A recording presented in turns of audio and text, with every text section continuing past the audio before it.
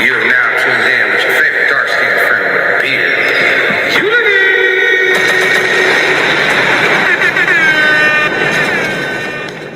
Yeah, man. Welcome back to another reaction video with your favorite dark-skinned friend with a beard, Unity, like it said.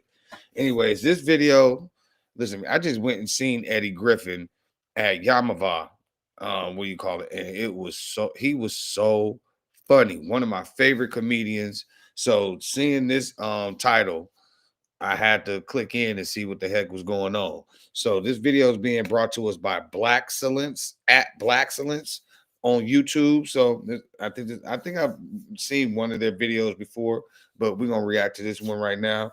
His title goes at 57. Eddie Griffin finally exposes what Tyler Perry did to him.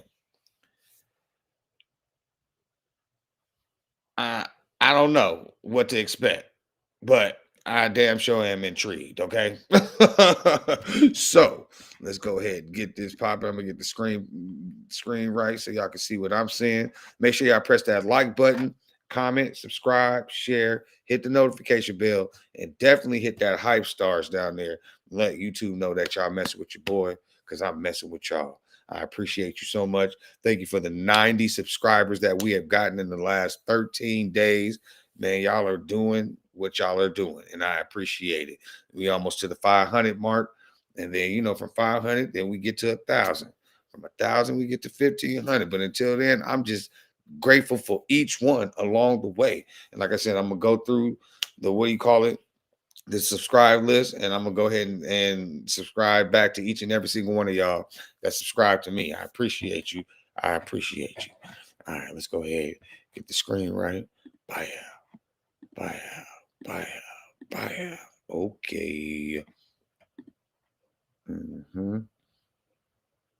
Switch that up. And we in there. All right, boom. Eddie Griffin. He had a comedy special called Voodoo Child. So funny. But I literally just went and seen him in 2025 over at the Yamava Casino over in San Bernardino. You feel me? Funny as hell. They said you couldn't record, but I got the whole thing on tape. It's in my phone right now.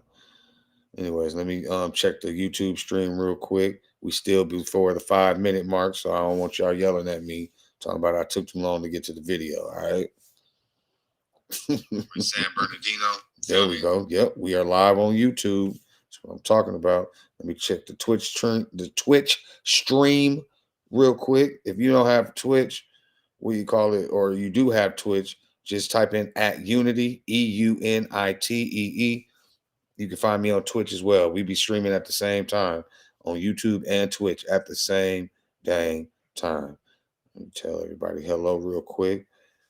Hello, everybody. All right. We good over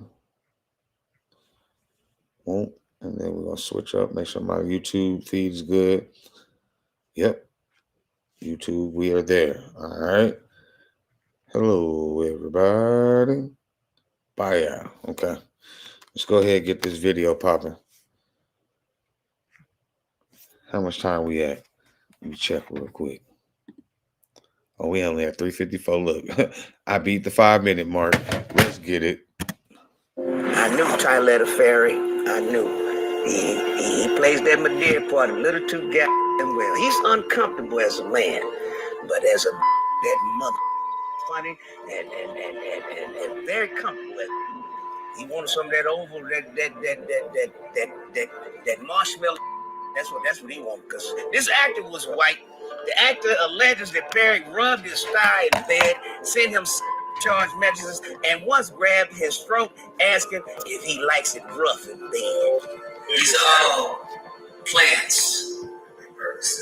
Plants. So any comedian out there, you got trying to rush stage, check his paperwork. At age 55, Eddie Griffin has finally broken his silence about what Tyler Perry really did to him. From billion-dollar lawsuits and secret manipulation tactics that kept victims silent for years. That boy wanted some of that white boy.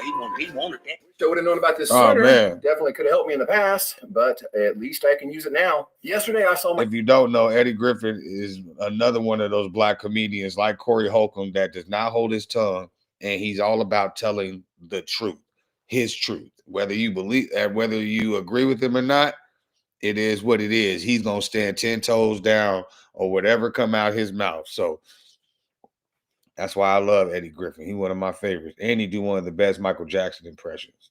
Boy wanted some of that white boy. He wanted that. He wanted that. But his game wasn't tight. Despite allegations and systematic cover-ups, Eddie Griffin's warnings about Tyler Perry are finally being proven right. Tyler Perry, who's currently dating a black woman, wink wink, Wait, was wait. outed and sued for $260 million in a assault lawsuit filed by a male actor from his show, The Oval. And now, with Hollywood's most powerful predators falling one by one, Griffin's explosive revelations could bring down Perry's entire empire. So let's get into it. On July 15th, 1968, a baby boy named Edward Reuben Griffin entered the world in the rough neighborhoods of Kansas City, Missouri. His mother, Doris Thomas, worked long hours as a phone company operator, raising Eddie as a single parent while trying to keep food on the table and a roof over their heads. The family belonged to the Jehovah's Witnesses, a strict religious community that would shape Eddie's early worldview and later become endless material for his comedy routines. Eddie discovered his gift for making people laugh at Lincoln College Preparatory Academy, where he earned the title of class clown 3 years running. While other kids focused on sports or I believe academics, Eddie perfected his ability to turn pain into punchlines, transforming the harsh realities of growing up poor into comedic gold. His teachers either loved him or wanted to strangle him, but nobody could deny the kid had natural talent. At 16, Eddie's entrepreneurial spirit emerged when he opened his own dance studio. His moves were so impressive that he landed a gig choreographing halftime. Look, I told you, he one of my favorite people that did Michael Jackson impressions. You feel me? And Michael Jackson was the king of dancing. You feel me? Rest in peace to the king of pop, but king of dancing. You know what I'm saying? Chris Brown is now the new king of dancing. I feel like Usher comes second, then I'll say Omarion. You know what I mean? But even Jason Derulo got some moves too. Anyways, Eddie Griffin, that fool got the moves. Shows for the Kansas City Chiefs. Life seemed to be heading in a positive direction until one night in 1989 when everything changed.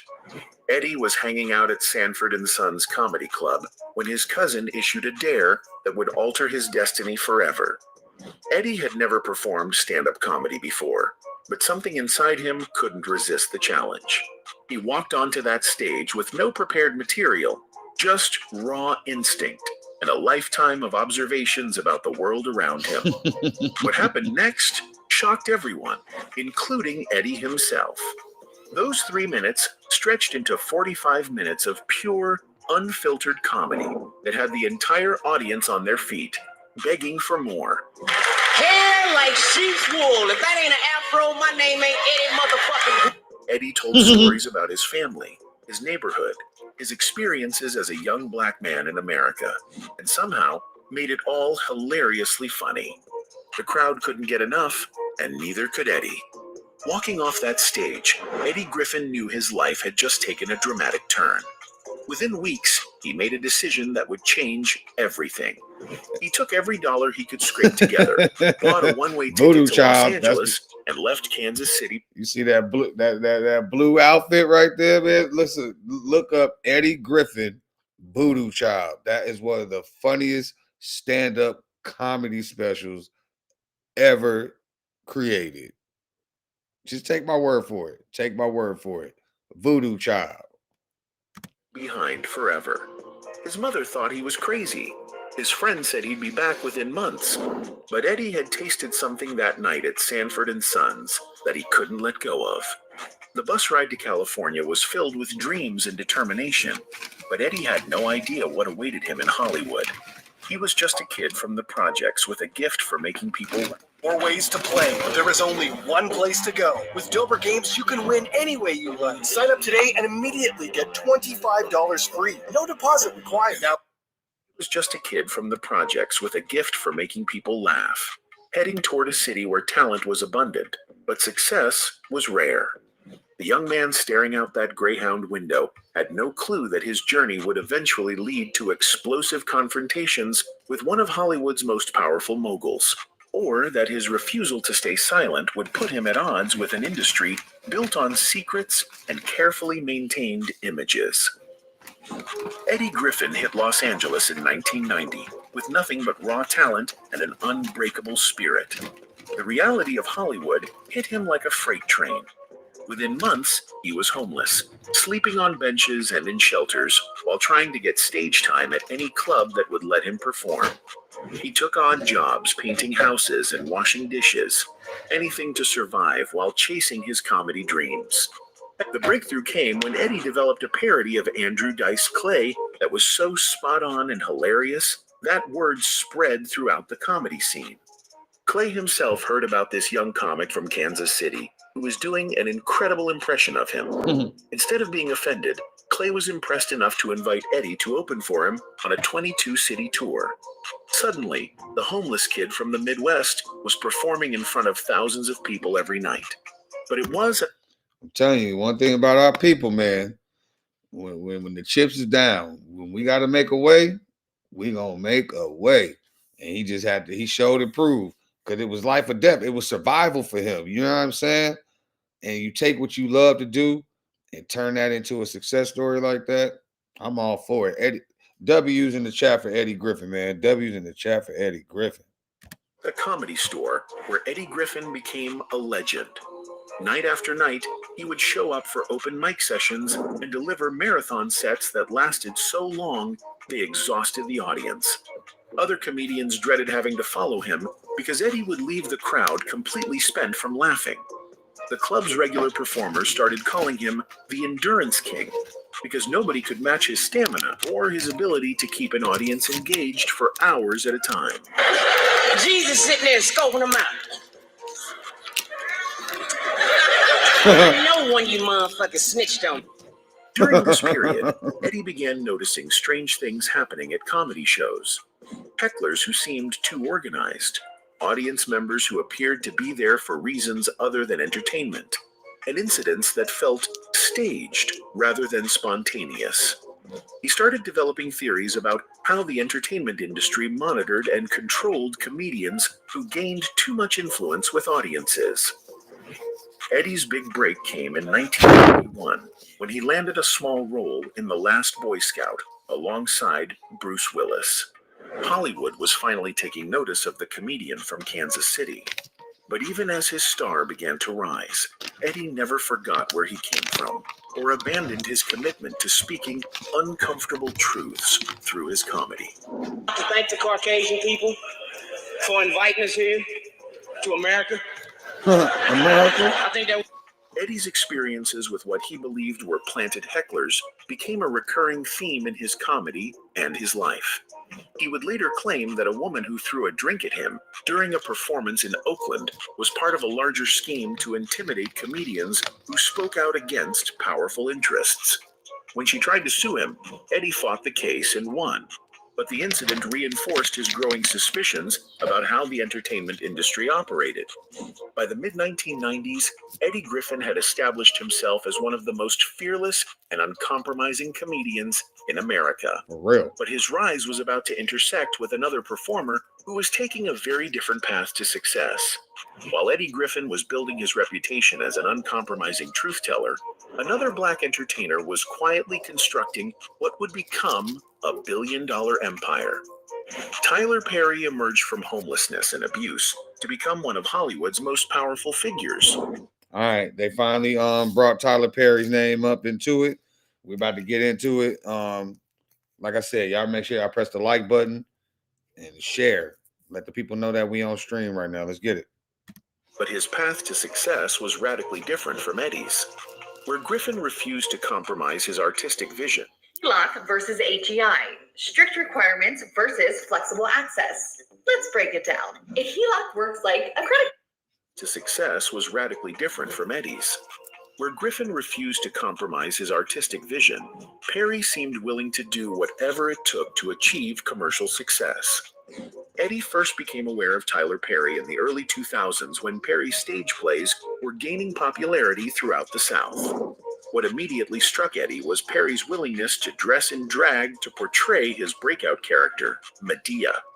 While Eddie had built his career on authentic masculinity and raw honesty, Perry was literally putting on a dress and wig to make audiences laugh. I knew Tyler Ferry. I knew.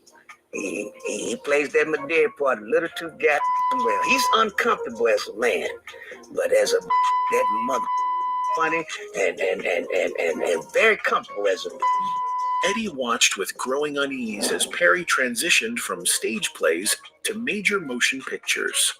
Movies like Diary of a Mad Black Woman and Medea's Family Reunion were massive commercial successes, but Eddie saw something troubling in Perry's rapid ascent. The industry that had made Griffin fight for every opportunity seemed to be rolling out red carpets for Perry's cross-dressing comedy. Behind the scenes, Eddie began hearing stories from other comedians and actors about their experiences working with Perry. Some spoke of an uncomfortable atmosphere on Perry's sets, where the powerful producer seemed to blur professional and personal boundaries. Others described feeling like they had to navigate carefully around Perry's ego and personal preferences to maintain their roles in his productions. The contrast between Eddie's struggle and Perry's success became more pronounced with each passing year. While Griffin faced constant scrutiny and pushback for his political commentary and social criticism, Perry seemed immune from serious criticism, despite creating what many viewed as problematic representations of Black women and families.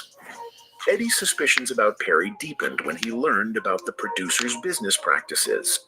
Perry had negotiated unprecedented control over his productions, owning his content outright and operating his own studio in Atlanta. This level of independence was rare in Hollywood, leading Eddie to wonder what Perry had done to earn such unusual treatment from an industry known for tightly controlling its talent. So any comedian out there you got trying to rush stage, check his paperwork. As Perry's influence grew, Eddie noticed that criticism of the media mogul was quickly dismissed or silenced in industry circles. Writers and comedians who questioned Perry's work found themselves marginalized, while those who supported him were elevated. It was a pattern that reminded Eddie of the systematic control he believed existed throughout the entertainment industry. The stage was being set for an eventual confrontation between two very different approaches to Black entertainment in America. June 13th, 2025. The entertainment world was rocked when a 46-page lawsuit was filed against Tyler Perry in Los Angeles Superior Court. Actor Derek Dixon, who had appeared in 85 episodes of Perry's hit show, The Oval, was seeking $260 million in damages for what he described as years of sexual assault and professional retaliation at the hands of one of Hollywood's most powerful figures. Tyler Perry, who's currently dating a Black woman, wink wink, was outed and sued for $260 million in a lawsuit filed by a male actor from his show, The Oval. The allegations painted a disturbing picture of what allegedly happened behind closed doors at Tyler Perry Studios. According to the lawsuit, Perry had first met Dixon in 2019. Oh, let's get past this little ad real quick. Make sure y'all press the like button, share. Appreciate y'all coming through. When Dixon was working as event staff for one of Perry's parties in Atlanta, Perry allegedly took an immediate interest in the young actor, promising to change his life and offering him small roles in his production. Hold on, let me catch this up real quick.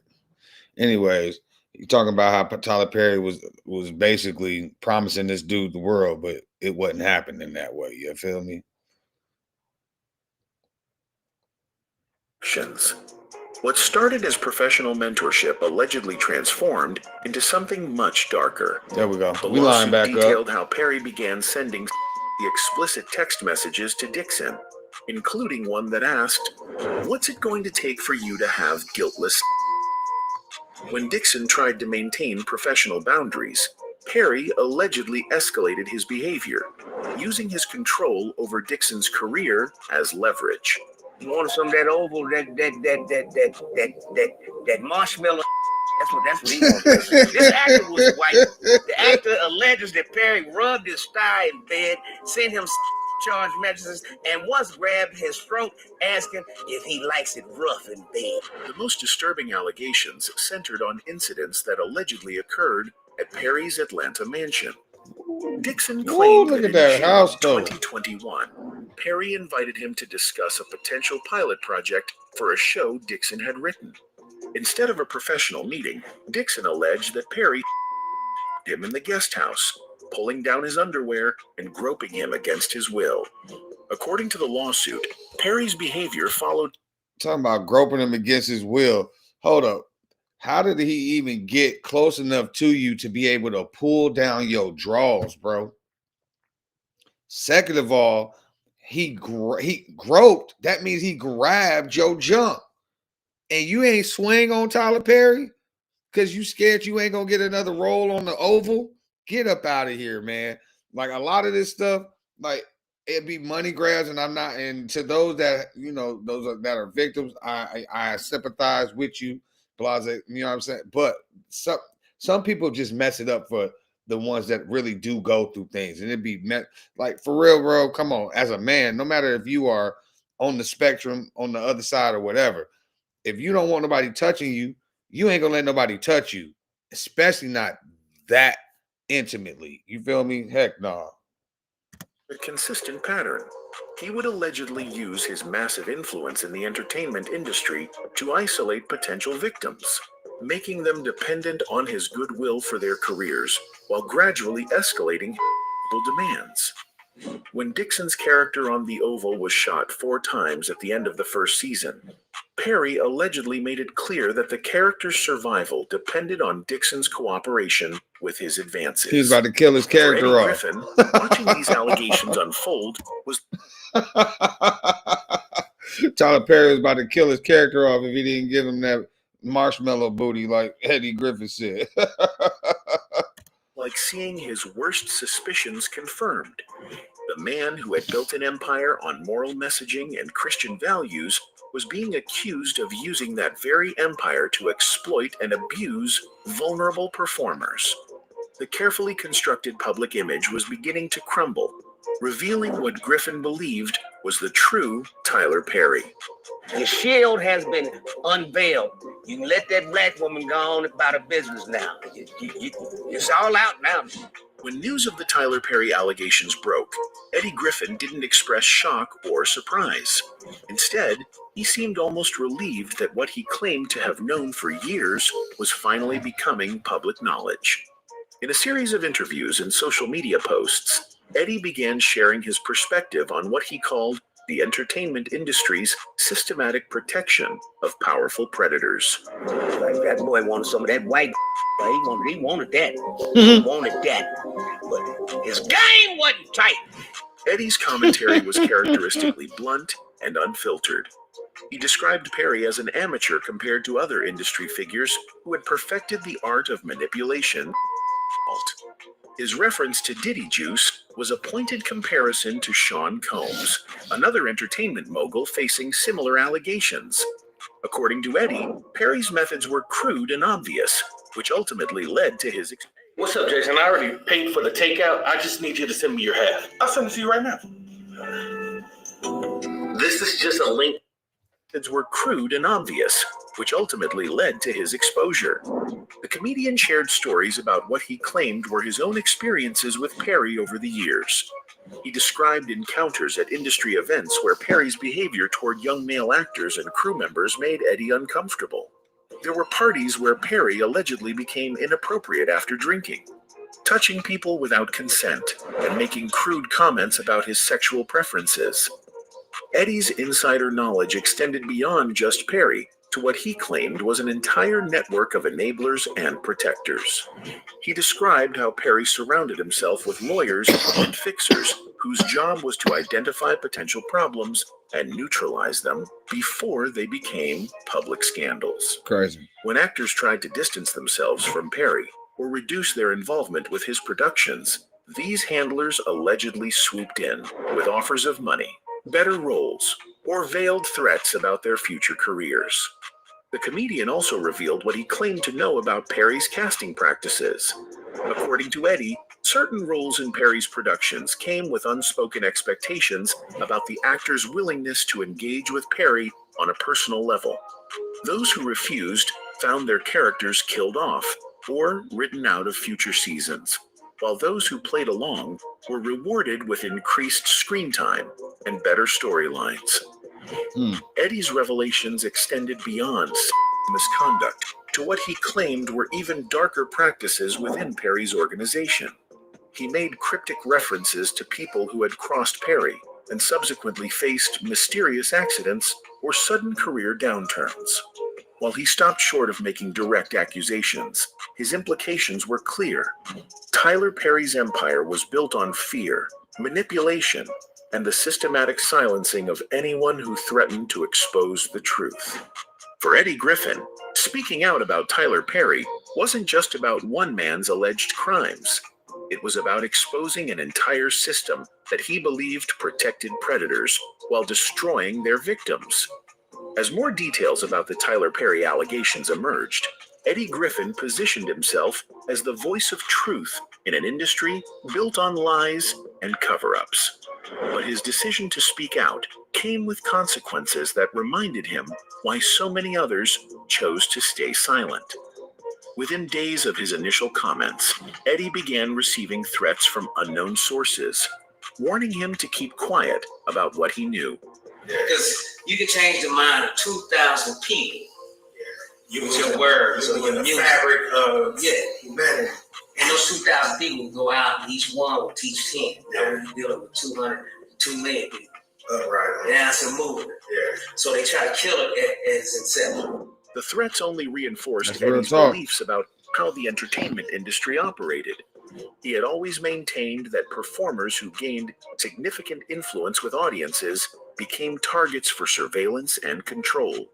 Now, with his own platform being threatened for speaking out against Perry, Eddie felt his theories were being validated in real time. Despite the intimidation, Eddie continued sharing what he claimed to know about other figures in Perry's orbit.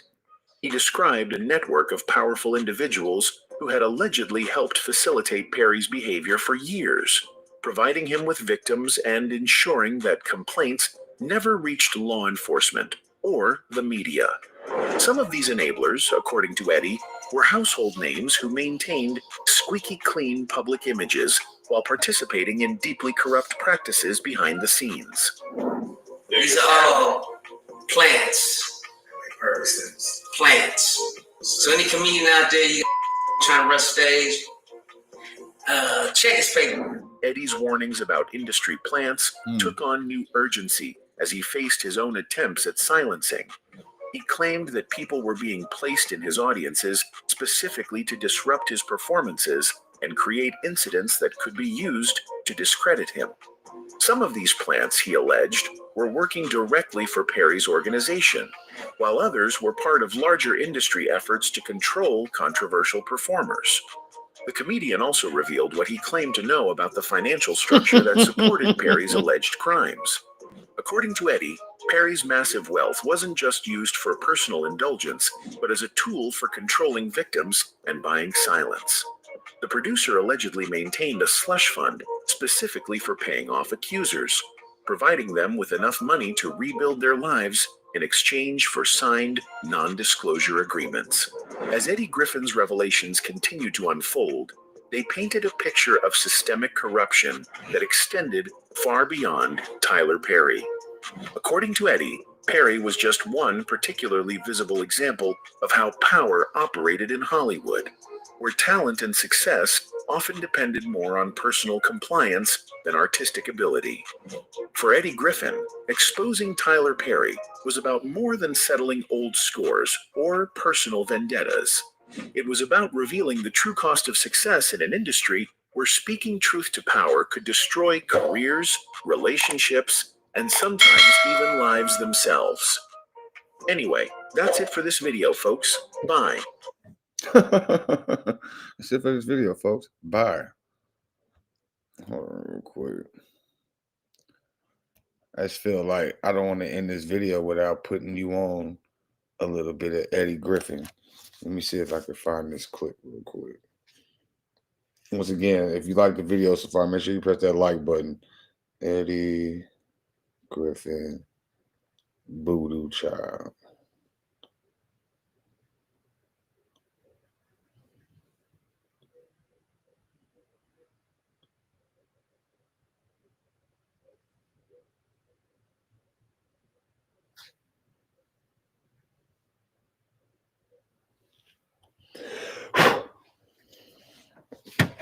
Searching that over there on that one. Let me look over here real quick. If you made it this far, you're a trooper. I'm going to have another stream at like 3 a.m. in the morning. So this is going to be my little last one before I take a little break. And then, you know, I'll see y'all again at 3 a.m. in the morning.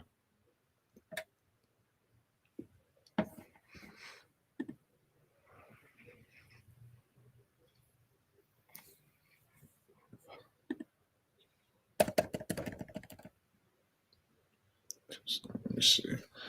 Eddie Griffin.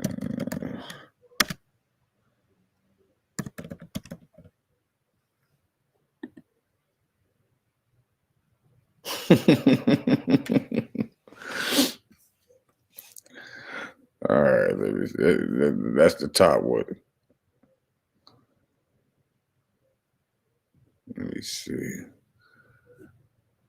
We're not gonna do the whole Voodoo Child special, but I do want to find a good clip. Okay, yeah, Aliens and Michael Jackson. Let's do that one.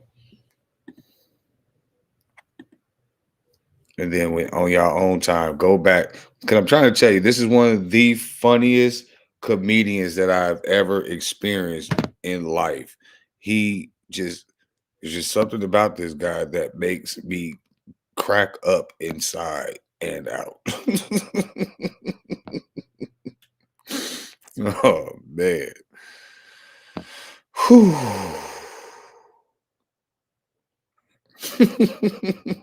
Eddie Griffin, bro. Okay. Oh, shit. How many of y'all believe in? Here we go. We lined up. We lined up over here. We about to be. Yep. Let's get it. Oh, shit. How many of y'all believe in aliens? I think there's some aliens for real. How many of y'all believe? Smart motherfuckers. The rest of y'all arrogant as motherfuckers. You know what I'm saying? Because you got to be out your fucking mind to think we the only shit in the universe. You know what I'm saying? You look at all the diverse life on this one planet. Birds, snakes, alligators, lions, tigers, and bears. Oh my! I mean, look at the diversity just amongst human beings. You know what I'm saying? Like God gonna create all this life here and then just say, all right, everything else will be lights. Light it up for them at night. You know what I'm saying? Hell yeah, some motherfucking aliens out here. Reason they don't come here, bad news travel fast. We known throughout the universe as the fucked up planet. That's why motherfuckers say they seen a UFO. They don't say it landed, came in the house, or cooked it dinner. You know what I'm saying? Them motherfuckers ain't landing. Shit, they be on the spaceship, man. This is probably just the fucked up planet tour. They get a little pamphlet shit. Cost 500 kugels to come to this motherfucker. Motherfucker sitting on the spaceship looking out the window. Hey, come on, let's go down there. Let's mess with them. But they just shut the fuck up. They fight over black and white. We purple. What the fuck you think they gonna do to us? Look your ass out the window. Let's go. You know what I'm saying? And there's one man on this planet that looks like a fucking alien. Michael Jackson. All that damn bleaching. I still don't believe that's his child. Can't make me believe it. Nope, nope, nope, nope, nope. No. That is the whitest little child I ever seen. He's in need of sunscreen number 9. You know what I'm saying? Mike done bleached the fuck out of his shit. You know what I'm saying? You can bleach yourself all you want to, but you can't change your genetic code. Because I remember that off the wall nose. All right. He ain't tricking me. Them Jacksons has. And see, okay, so this is why they call him one of the most controversial comedians, because he didn't hold no punches against nobody. And if you really listen to what he be talking about, he be breaking stuff down, and it'd be nothing but facts, truth. You know what I'm saying? You can bleach your skin, but you cannot change your genetic code. You can't bleach your genetic code now. Let's get right. Nostrils. You know what I'm saying? If he took a breath in here, we'd all die of suffocation. You know what I'm saying? You can't make me believe that's a child, but I feel sorry for the child, man. You know what I'm saying? Just imagine having Michael Jackson as your father, running around with a glittering diaper on. You know what I'm saying? Having a monkey as your older brother. Bring your friends in the house. Like, what you doing? Your brother swinging from the chandelier, throwing shit. I feel sorry for the child, man, because 7 years from now, man, it's going to be a trip. Little Michael come walking in the house from school and shit.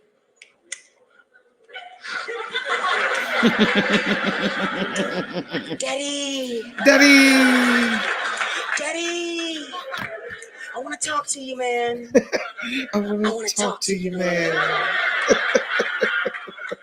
You know, the rest of the kids are chasing me home from school, Daddy. They're taking my lunch money of $1,000 a day, Daddy. They said you played with the little boys, Daddy. Is it true, Daddy? Is it true, Daddy? And you know Mike's still a man, right?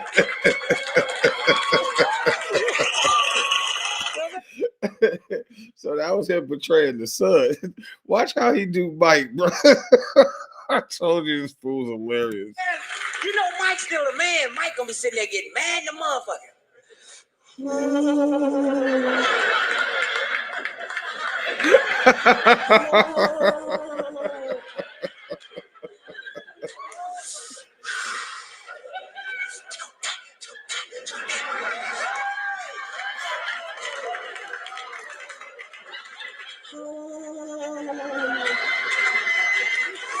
Come here, Junior. Come here. Come here, Junior. Come here. Come here. Don't you ever question me in my house or any of my houses. Because when you do that, you know what you're doing? You're doing wrong. You're doing wrong. You're doing wrong. No! You're doing wrong, Junior. You're doing wrong, Junior.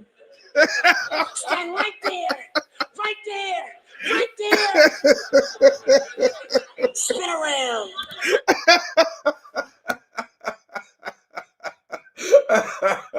Oh my God, this damn clip bring back so many memories, bro.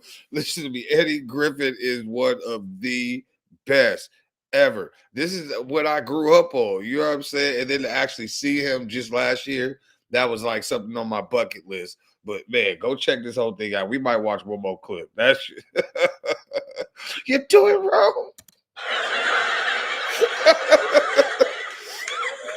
I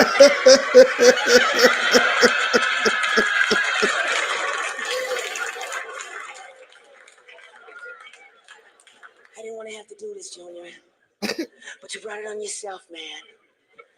Spanking time. Whoosh.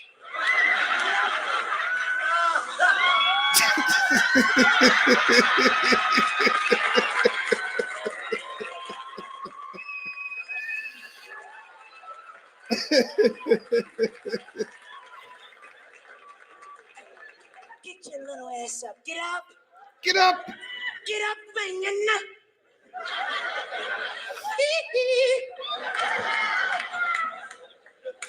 Now go on and go outside. Stop being a little punk.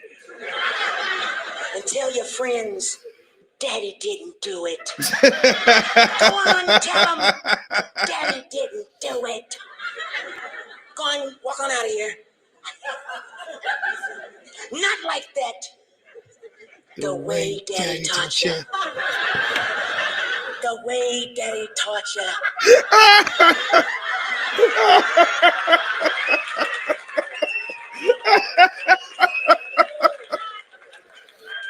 Junior, mad as hell.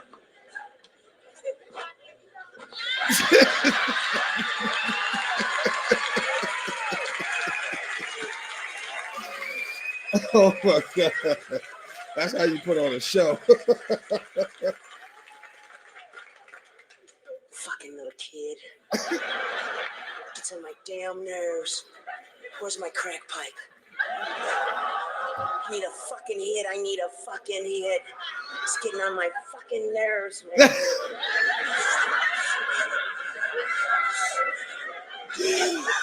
Oh my God. Rest in peace, Mike, man.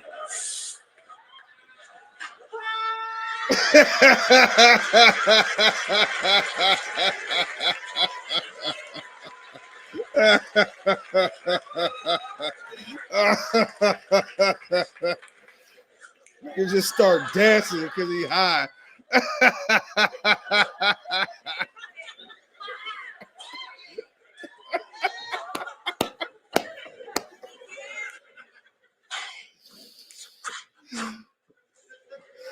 Oh my God, bro.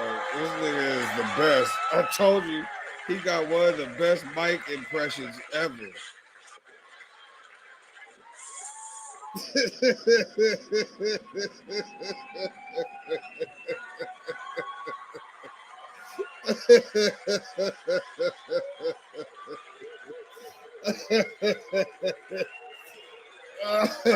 Oh man, I told y'all this nigga is funny as hell.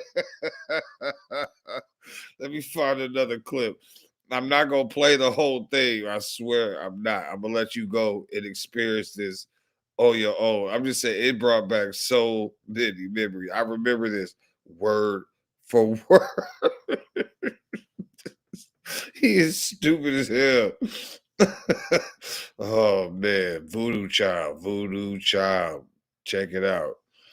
Like I said, we already covered what was going on in the beginning of the video with, basically Tyler Perry just part of a elite group of people that try to do some stuff in the dark, and it always come to the light. Eddie was there, he saw it, he avoided it, but he see that it be affecting his bottom line. You know what I'm saying? So anyways, let's go. Let's see.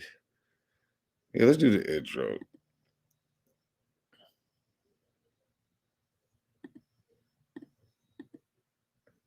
I'm about to subscribe to Eddie now. Heck yeah, that fool's so funny, bro. All right, hold on. Line it up. Nope. All right. This is the intro to it. All right, let's go.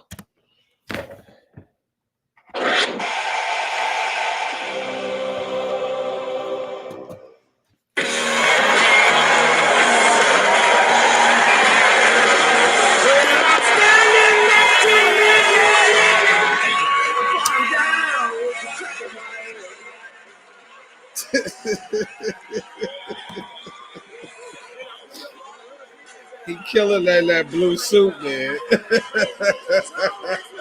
That's skinny Eddie. I might play a recent clip or something for y'all too.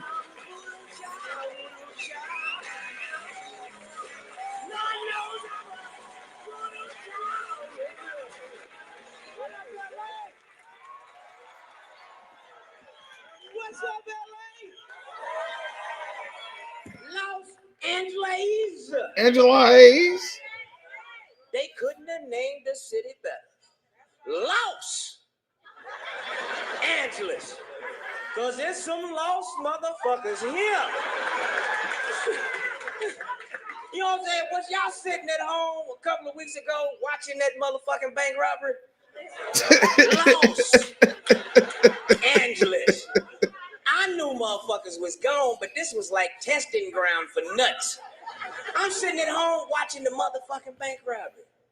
And I used to like hate the police with a passion like everybody else. Fuck them. You know what I'm saying? Because they always fuck with you. Here's your ticket. Pull over now. Get out the car. Put your hands up on the car. Get on the car. Sit down. Go. Come on. Sit. You know what I'm saying?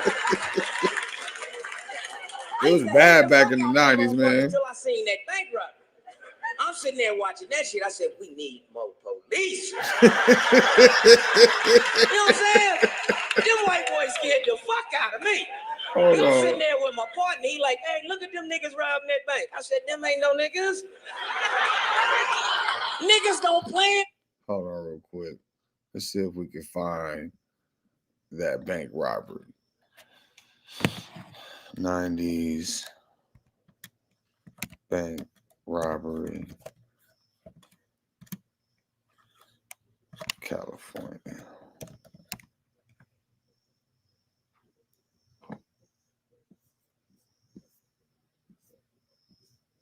The North Hollywood shootout. That is what he is referencing.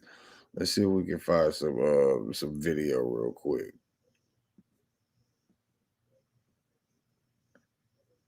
Hollywood's worst police shootout, November 3rd. Okay, it was it two. Okay, on February 28th, 1997. Yeah, that's the one. All right, let's see real quick. See if we can get some video. Move out the way. Appreciate y'all tuning in, man.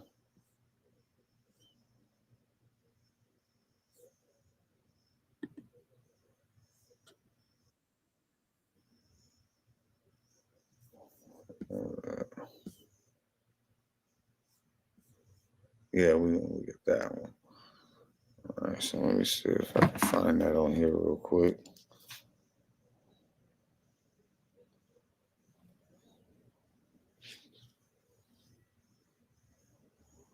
North Hollywood shootout. Pull right on up.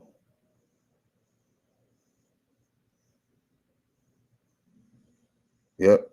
It says the North Hollywood shootout was a violent 44-minute gun battle on February 28th, 1997, between two heavily armed bank robbers, Larry Phillips Jr. and Emil Matasareño, and the Los Angeles Police Department. Two versus the whole LAPD. The robbers wearing body armor and using automatic weapons engaged police in a chaotic street firefight after a Bank of America robbery, resulting in numerous injuries and the deaths of the two robbers, and fundamentally changing American policing tactics and equipment. Period. You feel me? So a lot of stuff happened out here in California that changed the scope of how criminals be getting it in. You feel me? Let's see real quick. Let me go on YouTube and see if we can just find the North Hollywood shootout. Add a different, what do you call it? I just be adding so many freaking tabs. There we go. Let's go to YouTube.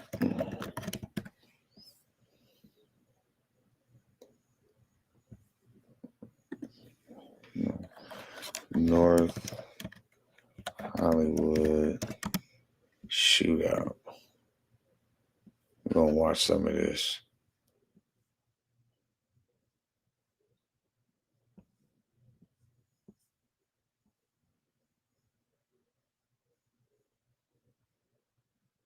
Okay, yeah, we can do this one.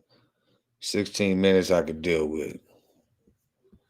And all this is relative to what we got going on because he talking about it in his commentary. So I'm going to go ahead and include it in this video so we can extend it for a little bit longer and have some engagement. You feel me? So let me go back to YouTube on here.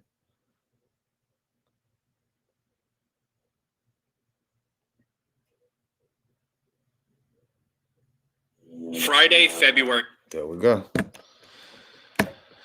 20th. Let me roll that back. Uh-huh. Uh-huh. Let me get what is this? I don't care about none of that.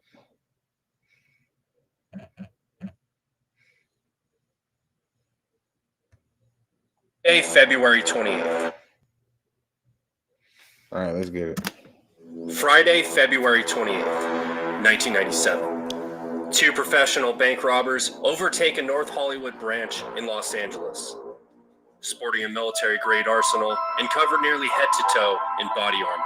And as fate would have it, an LAPD officer in the right place at the right time witnessed the moment the gunman entered the bank.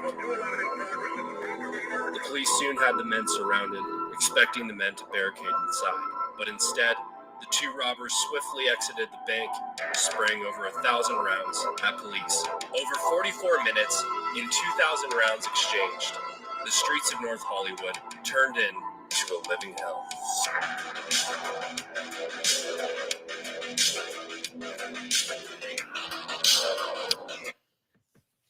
And not to say what you call it, black people ain't brave. There are just levels to this. You feel me?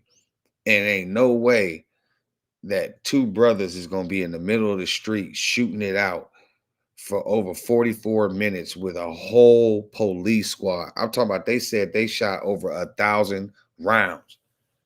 Motherfuckers want to talk about they gangster. That's some gangster-ish. Stupid, but gangster. The two gunmen behind the North Hollywood shootout first met at a Gold's Gym in Venice Beach, California. Larry Phillips Jr., a Los Angeles native and proficient real estate scammer, and Emil Matassarino, a Romanian. Okay, so Larry Phillips Jr. and Emil, I ain't gonna even try to say his last name. So one was Spanish. So them wasn't even two white boys. Them was some Chicos. The Chicos said, "We got this." We oh man. I'm giving the white boys so much credit. College graduate with an above-average IQ. They were close in age and talked everything weightlifting and bodybuilding and whatever else the fuck gym rats talk about. Oh, let's get past this little.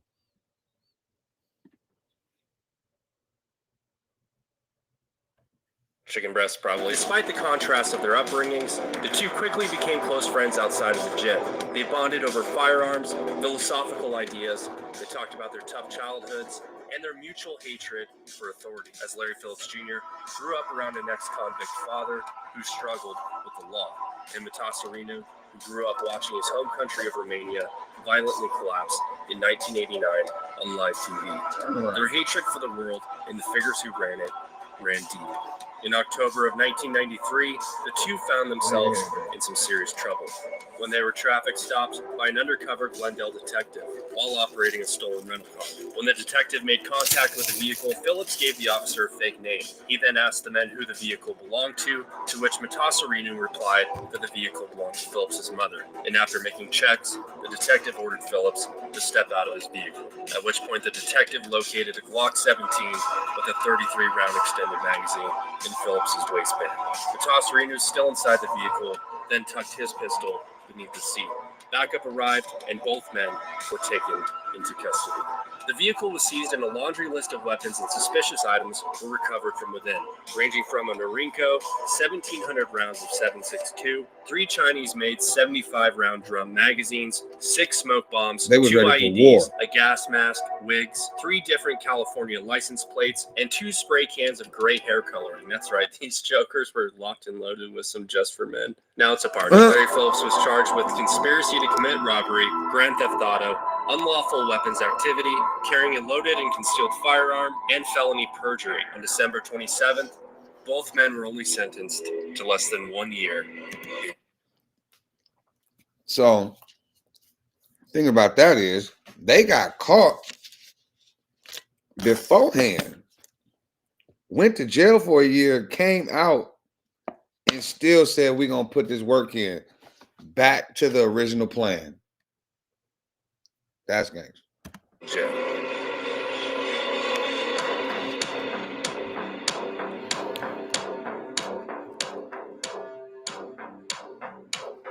On June 14th, 1995, in the Los Angeles neighborhood of Winnetka, at approximately 12 p.m., Phillips and Matassarino stalked a Brinks truck. They followed the armored vehicle until it made a stop. They watched as the guard got out and made a delivery.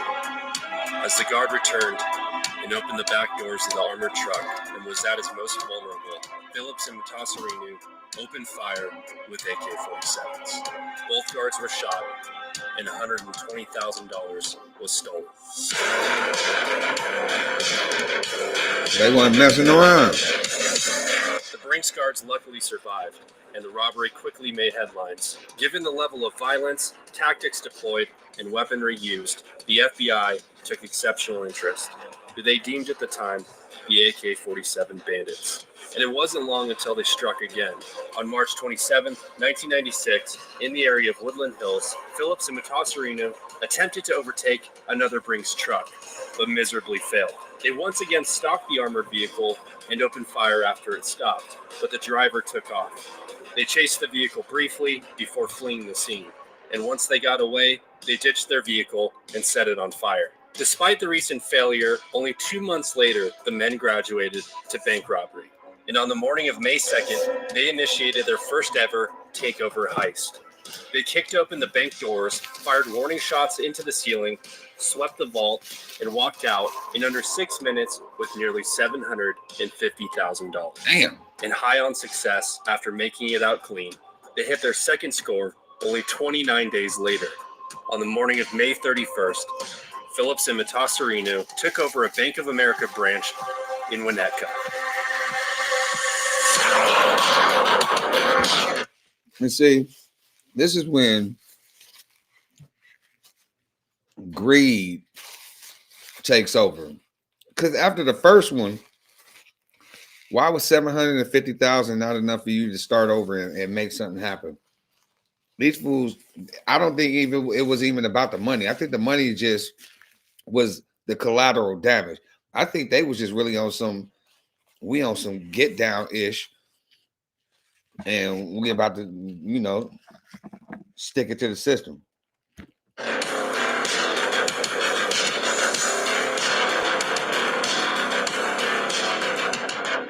Walking out once again with just under $800,000, accumulating a net worth of approximately $1.6 million in 30 days. And by this point, the FBI Violent Crimes Task Force and local law enforcement were rattled. The suspects were virtually uncatchable. It was evident that the two robbers had gone from violent outlaws to swift professionals in a short period of time, prompting the FBI to change the duo's name from the AK-47 Bandits to the High Incident Bandits.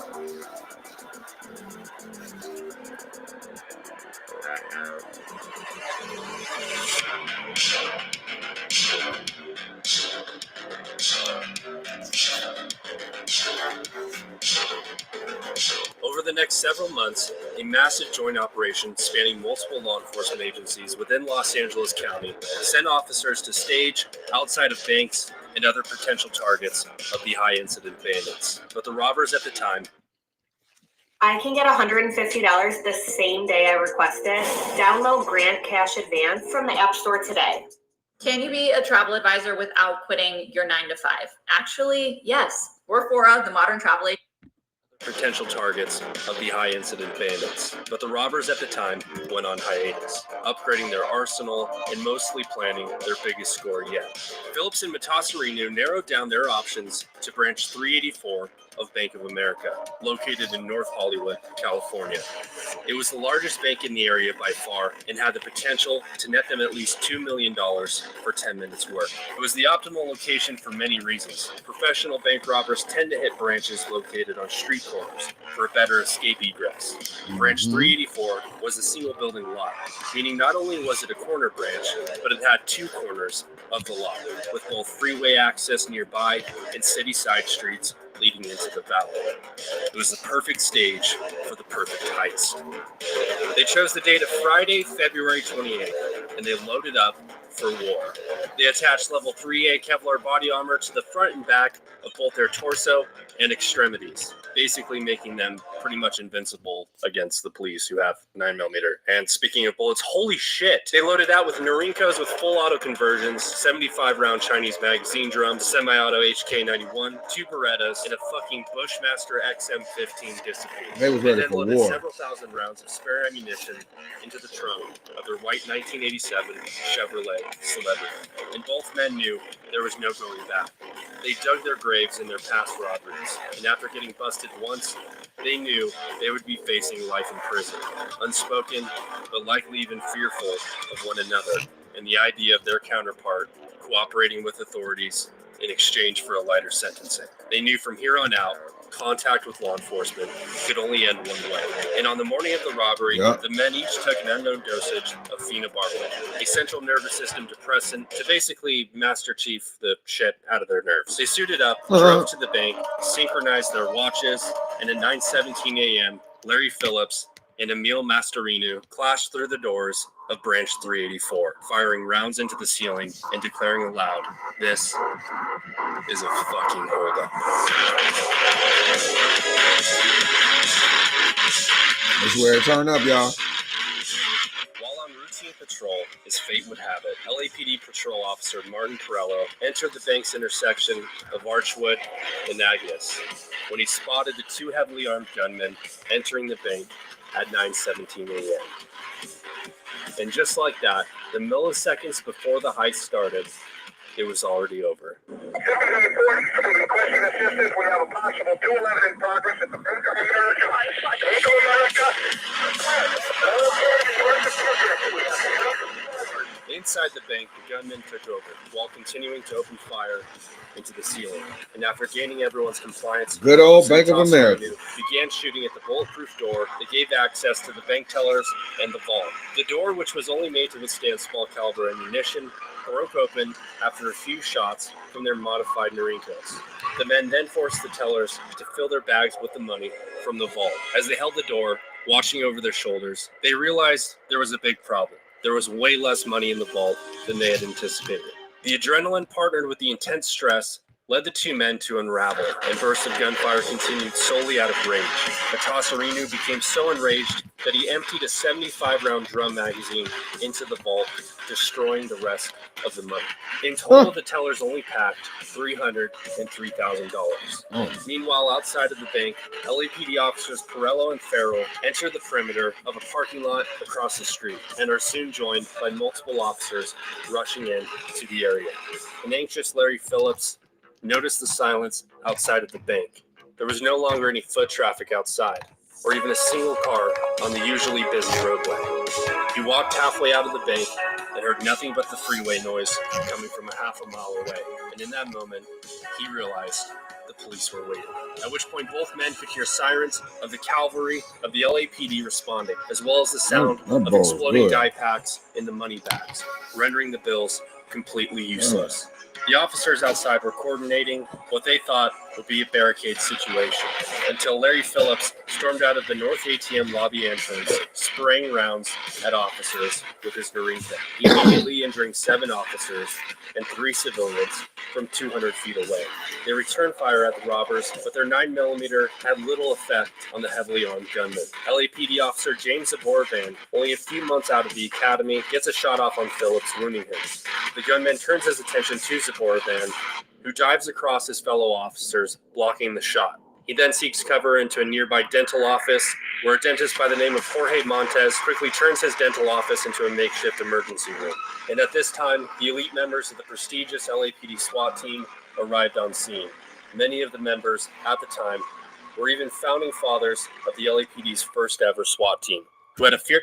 These fools were so armed and ready that they had to have even the LAPD SWAT team come out just to shoot against it, and it still took them 44 minutes to take these fools out. I'm talking about like these cats was in broad daylight, just crazy. Reputation and a highly successful rate of solving the problems within high-risk incidents. Emergency alert. Bills are due. All right, let's get past this little what thing do I right do? here. I got Make sure you press the like button. They got my back.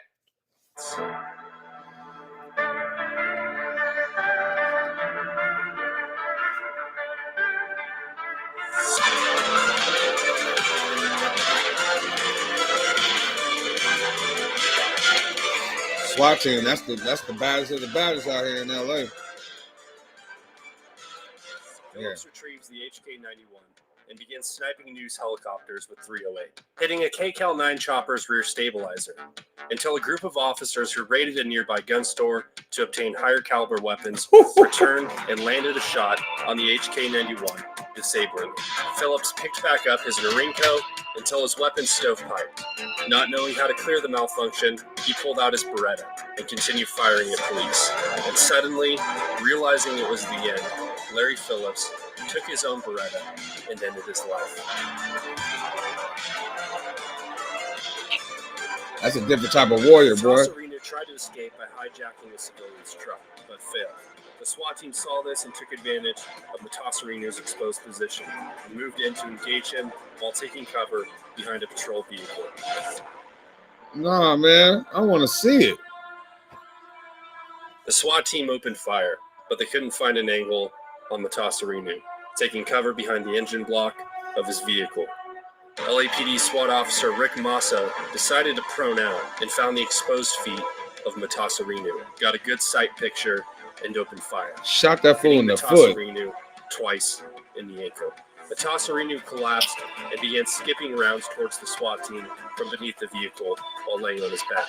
And with Matasarino's body now exposed and still skipping rounds towards SWAT officers, the SWAT team opened fire. And after being shot 29 times, Matasarino surrenders to police.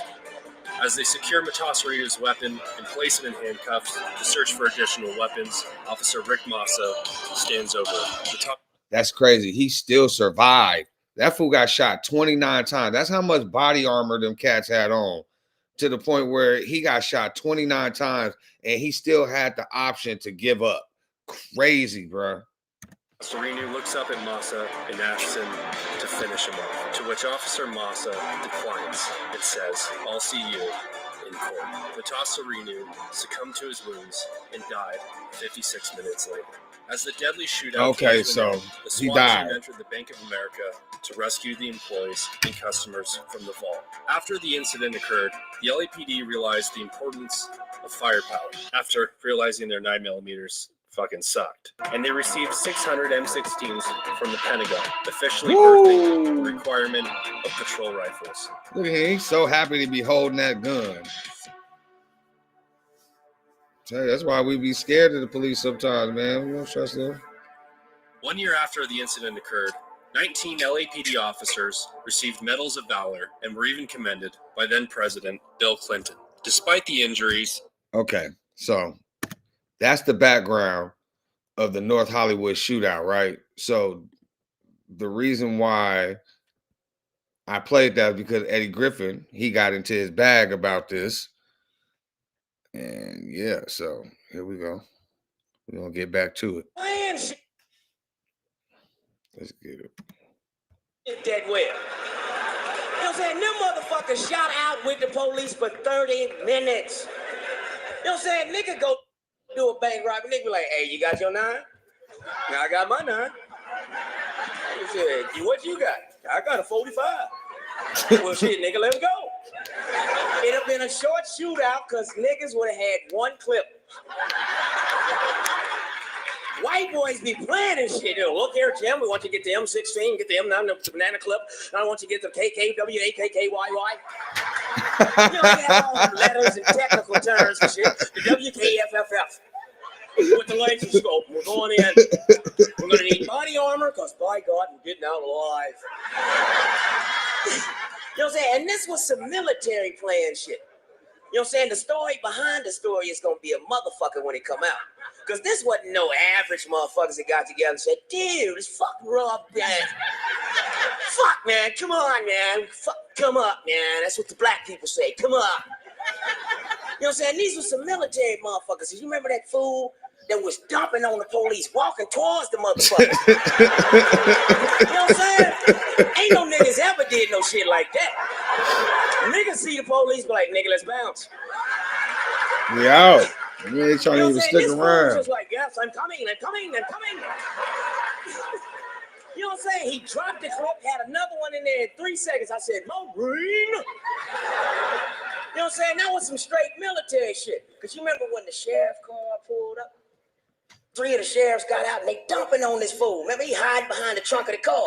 He did that military shit they call suppression fire. Suppression fire. And his arm came up. He didn't. Rat-tat-tat-tat-tat. His arm said, rat-tat-tat-tat. That suppressed anything they thought they was doing. When they went down, he came up, picked them off one by motherfucking one. I said at the house, we need more police. My money ain't safe. You know what I'm saying? I knew they were stupid when they robbed Bank of America. We all know ain't no money in Bank of America. You know what I'm saying? That's the McDonald's of banks. There's one on every fucking corner. Real stuff. I got a Bank of America account. They hold on to my business account and my personal account. I got a Wells Fargo account too. Got an Navy Federal. I got a few accounts. You gotta stay covered. You gotta stay covered. Anyways, man, I appreciate each and every single one of y'all tuning in to this video, man. Once again, Tyler Perry, he's just another one of them elites that's covered with a lot of money and a lot of lawyers. And yeah, Eddie Griffin escaped that, he says, but still somehow got affected because of how things were progressing through his career at his shows, et cetera, et cetera. But yeah, Eddie Griffin, like I said, go check him out. Go check out the whole Voodoo Child. What do you call it? The whole Voodoo Child comedy special. It's about an hour. That shit's so funny, man. And then let me get over here. Mm-hmm. And yeah, we back. You're now tuned in with your favorite dark-skinned friend with a beard.